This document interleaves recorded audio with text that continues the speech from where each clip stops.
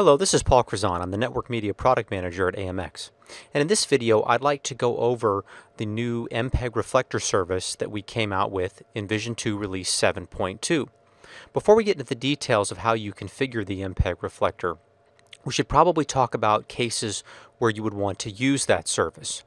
So I have a simple drawing here that I've created. And today, one of the things that Vision2 excels at is in managing multicast channels throughout your campus or your building. And really, multicast is very bandwidth friendly because you only have a single instance of the video being viewed throughout your network. And so you can have a live broadcast, a producer channel, an encoder, maybe you're streaming some video or some training content, a corporate message or a presentation, and you can have that going out on your LAN multicast. But what if you have remote users or remote facilities and you want them to be able to watch that content? Well, the multicast stream is not able to propagate through the internet, so you would need to reflect it into a unicast stream for transmission on the internet.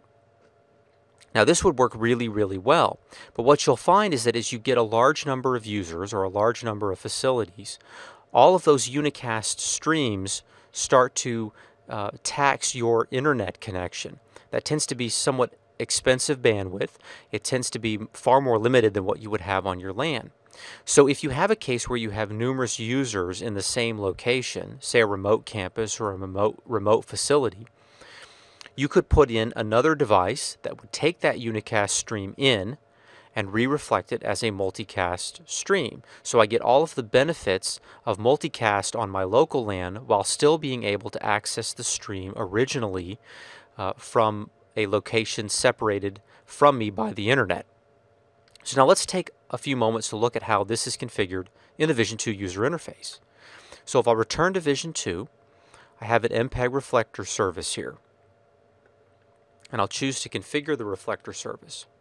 And like with all services in Vision2, you can give it a name, which will essentially become its channel name. Then for my source, I have two options I can choose from.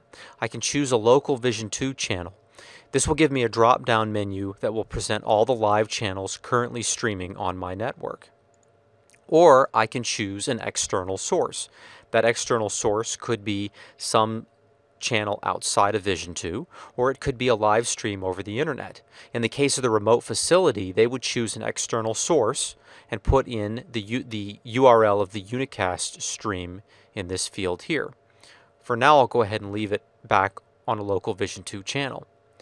Then I choose my destination. I can reflect a channel into a multicast stream or a unicast stream.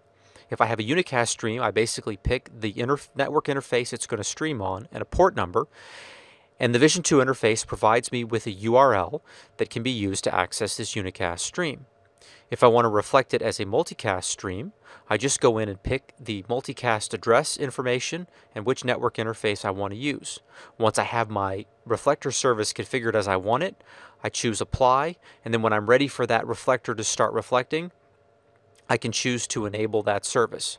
So it's a fairly straightforward service to use, but provides a really important function if you've got remote users or remote facilities that want to access your Vision2 network. Thanks a lot.